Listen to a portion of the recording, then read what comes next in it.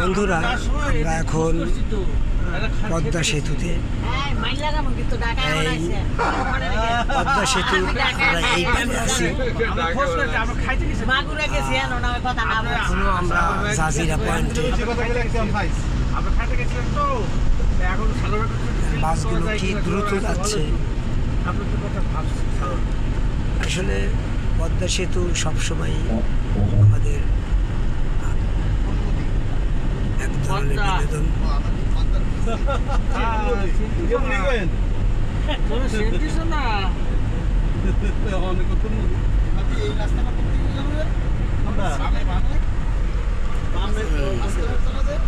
এটা হলো যে ওই এটা ব্রিজ রক্ষা বাঁধ,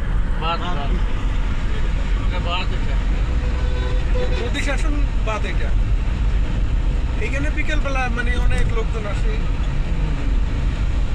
এটা একটা ঘোরার জায়গা। আর এই জায়গাতেই ফেরি পারাপার হয়েছে। আগে তখন ডাকাতে ফারুক ভাই মেশিন দিতে আপনার বাড়িতে লোকালে ড্রাইভারকে বলতাম যে উঠেছো সিট খোলা বুঝছি আর একটা লোক যাইবে না রাস্তায়।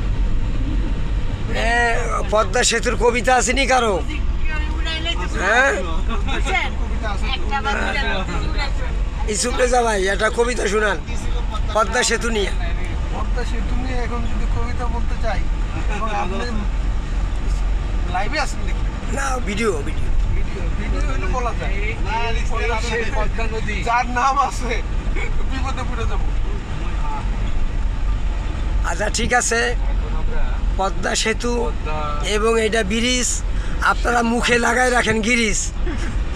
এই পদ্মা, এই মেঘনা, এই যমুনা সুরমা নদী তটে আমার রাধা।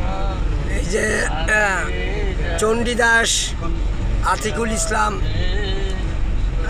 ইসলাম এখন এই যে কণ্ঠশিল্পী ফারুক প্রধান। আল্লাহ